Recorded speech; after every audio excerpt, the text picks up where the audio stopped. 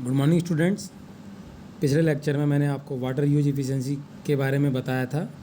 यह दो प्रकार की बताई थी, फील्ड वाटर यूज एफिशिएंसी यानी क्षेत्र जल उपयोग दक्षता, और दूसरी क्रॉप वाटर यूज एफिशिएंसी। आज हम बात करेंगे असिंचित क्षेत्रों में जल उपयोग दक्षता बढ़ाना, कि हम कैसे असिंचित क्षेत्रों में जो वाटर यूज एफिशिएंसी है उसकी एफिशिएंसी को बढ़ा सकते हैं हम।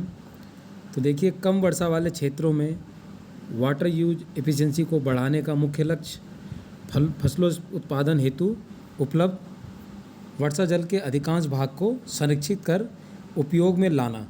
इसके लिए क्या क्या क्रियाएं की जा सकती हैं? देखिए, खरपतवार द्वारा जल ग्रहण, परकोलेशन या सब सरफेस फ्लो एवं वाष्पीकरण के द्वारा जल की हानि को कम करना चाहिए।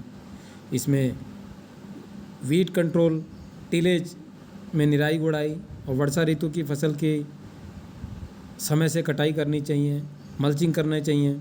दूसरा, पौधों में जल के रिजर्व को बढ़ाना चाहिए। मिट्टी में एकत्रित जल एवं वर्षा जल का उपयोग इस प्रकार करना चाहिए: बुवाई तथा रोपाई की उचित तकनीक को अपनाकर, उचित फसल एवं प्रजातियों को उगाकर, विभिन्न जड़ क्षेत्र वाले अंतरा सस्य उगाकर, कठोर तह को हटाकर एवं उर्वरक खाद का प्रयोग कर जड़ की गहराई को बढ़ाकर हम वाटर यूज एफिशिएंसी बढ़ा सकते हैं। उचित सस्य प्रणाली यानी गैप, एक शब्द आप सुनेंगे GAP गैप, जिन्हें हम गुड एग्रोनॉमिक प्रैक्टिसेस बोलते हैं, तो उनको अपनाकर आप जल उपयोग दक्षता बढ़ा सकते हैं।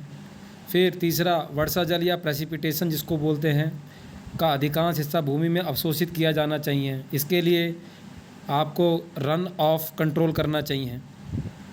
तो रन ऑफ कंट्रोल क्या है? आपका वर्षा जब होती है तो वर्षा का जल जब खेत में हॉरिजॉन्टल एक सिरे से दूसरी सिरे की तरफ बहने लगता है, उसको हम रन ऑफ कहते हैं, run of losses.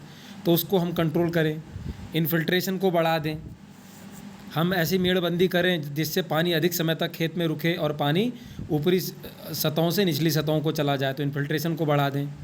Tillage practice के द्वारा निराई गुड़ाई करके हम खेत में या अपने जो फील्ड है हमारा उसमें प्रेसिपिटेशन यानी वर्षा जल का अधिकांश भाग को अवशोषित कर सकते हैं।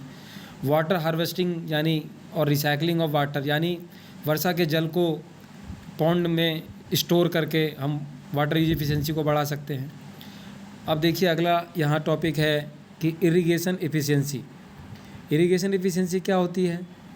सिंचाई के रूप में प्रयुक्त जल का वह अधिकांश भाग जो फसल वृद्धि व फसल के उपयोग हेतु मृदा में संचित होता है, सिंचाई दक्षता कहलाता है।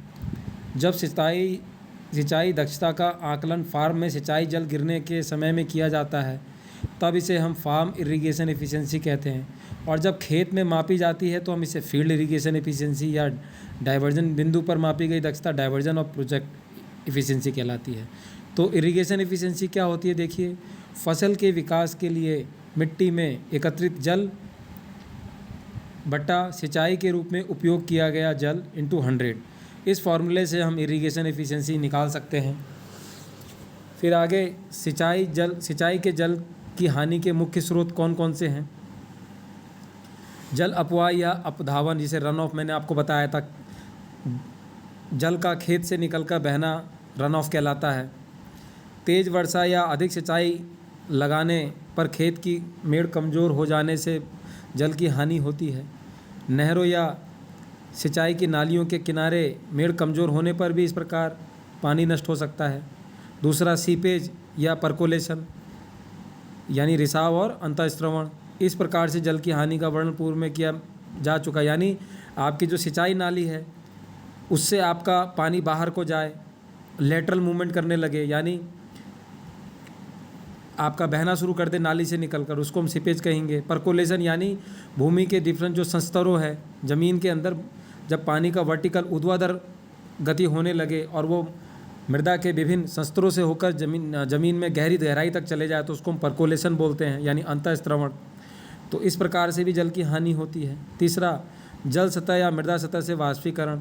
अधिक ताप या तेज वायु की गति के कारण जल सतह या भूमि की सतह से जल वाष्प के रूप में उड़कर नष्ट होता रहता है। गर्मियों के मौसम में शुष्क व तेज़ हवाओं तथा अधिक ताप के कारण जल की हानि सर्दियों की अपेक्षा अधिक होती है। वर्षा ऋतु में वायु में नमी की मात्रा बढ़ने के कारण कम नमी नष्ट होती है। और चौथा है ट्रांसपायरेशन यानी उत्स्वेदन।